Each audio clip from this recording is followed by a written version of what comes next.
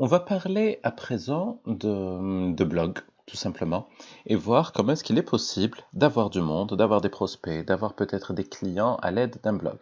Et là, je le précise tout de suite, je ne vais pas parler du côté comment vendre des formations en ligne et cette partie-là, non, on va voir vraiment comment avoir des contacts qualifiés pour pouvoir leur proposer tes prestations freelance ou pour qu'ils puissent commander ça directement chez toi.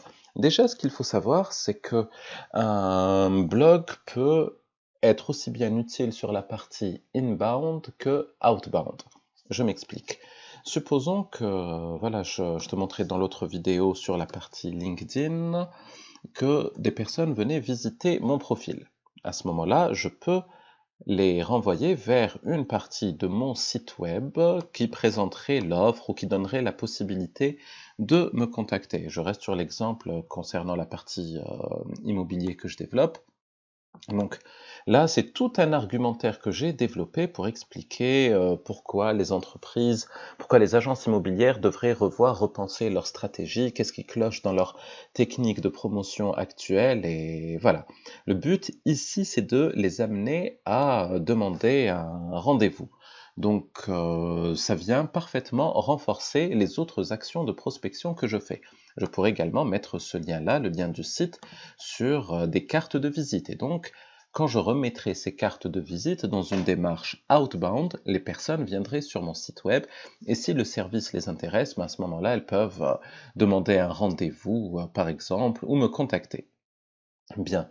Maintenant, un site web peut permettre également de ramener des clients potentiels en mode automatique, mais il y a des choses à respecter pour cela. Si on veut attirer du monde sur un blog, il va falloir publier du contenu qui sera référencé par Google. Là, je vais prendre un autre exemple, celui de mon site sur le travail à domicile. Et quand on publie beaucoup de contenu qualitatif, ces articles-là sont bien référencés, des personnes arrivent sur le site web, peuvent décider de... Alors si je voulais donner la possibilité de me passer un appel ou de booker un rendez-vous, ça aurait pu être le cas. Si je veux les orienter vers un autre processus comme l'inscription à une newsletter que tu vois ici, ben, les personnes vont continuer à découvrir ce que je fais, ce que je propose, comment je réfléchis et peut-être à ce moment-là me contacter. Petite parenthèse pour dire que la partie inscription à une newsletter peut me permettre de proposer mes prestations. Mais je peux également donner aux personnes la possibilité de me contacter quand elles le souhaitent. Ce qui est clé ici, c'est le rôle du contenu dans la publication, dans l'attraction des prospects potentiels. Je vais te montrer un petit exemple ici. Si je tape complément de revenus, donc j'imagine qu'il y a des personnes qui doivent s'intéresser à ce sujet, ben mon site web ici est deuxième. Donc la personne qui va faire cette recherche va arriver ici, trouver des modules d'abonnement ou s'inscrire, et voilà, et rejoindre ma liste d'inscrits. Bon, dans le cas présent, c'est pas un site B2B, on est plus dans du B2C, où je propose des formations. Souvent, je ne propose plus d'accompagnement direct, voilà, pour les personnes intéressées par les thématiques que je traite sur ce site. Mais en tout cas, sur le principe, ce site-là me ramène des prospects potentiels. Ensuite, comment je les utilise, c'est autre chose. Maintenant, j'aurai pas le temps de développer ou de faire tout un cours sur la partie publication de contenu, référencement naturel. J'ai d'autres formations j'ai d'autres formations que je propose justement sur ce site et qui traitent de ça, mais au moins tu as l'idée générale. C'est que grosso modo, si tu choisis des requêtes sur lesquelles il y a de la recherche et que tu arrives à bien référencer tes articles, tu obtiens du contenu, tu obtiens du trafic et du trafic qualifié. Maintenant, tu peux très bien utiliser ton blog pour publier des articles. Alors, je vais en prendre un et te montrer ce que ça donne. Supposons que j'ai décidé de rédiger un article, mais cette fois-ci, je n'ai pas envie de, enfin, je ne compte pas nécessairement sur le référencement naturel. Je sais pas comment m'y prendre. Voilà, je me dis que ça va demander beaucoup de temps. On va prendre, alors attends, je vais retrouver l'article.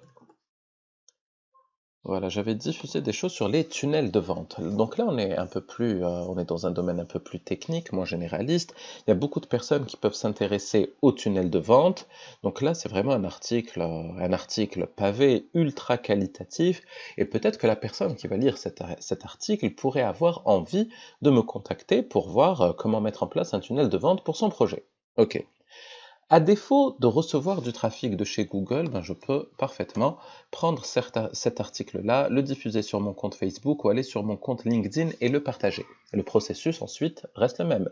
Les personnes qui vont découvrir l'article peuvent être convaincues par ma manière de réfléchir et à ce moment-là, et je dois leur donner la possibilité de le faire sur le site, elles peuvent m'envoyer un email ou prendre un rendez-vous ou quelque chose de ce type.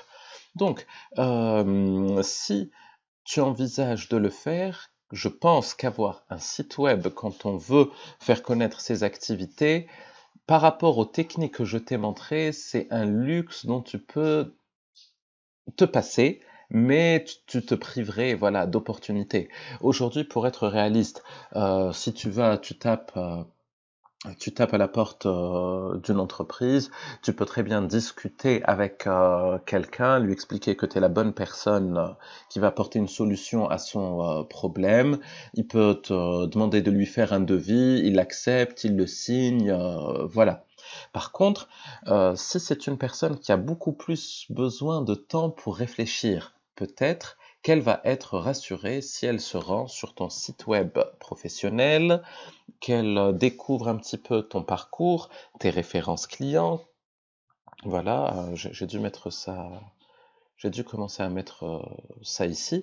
En tout cas, elle va découvrir c'est quoi les stratégies que tu proposes. Ensuite, elle demanderait un entretien téléphonique et elle te contacterait. Donc, si tu veux, ça crédibilise énormément et puis ça donne surtout l'occasion de convaincre les personnes voilà, qui vont le découvrir, que ce soit avec le référencement naturel ou que ce soit en relayant des publications sur les autres réseaux ou tes cartes de visite. Voilà, en tout cas, découvrir le site web, ce que tu proposes, ça crédibilise ta démarche et ça peut permettre de convaincre des personnes. J'ai vraiment passé un temps fou à rédiger cet argumentaire que tu pourras aller consulter, eagleeye.digital/imo, c'est partagé sur mon compte LinkedIn et c'est vraiment un texte qui explique aux personnes que voilà, que je comprends leurs soucis, que j'ai une solution, mais pour qu'ils puissent découvrir cette solution, on doit en parler téléphoniquement ensemble. Voilà. Dans la zone membre, tu as une petite formation qui te montrera comment créer très facilement ton site web si tu vas vers ça. Et puis si tu as des questions, ben tu sais où me joindre. Allez, à tout de suite pour une autre vidéo.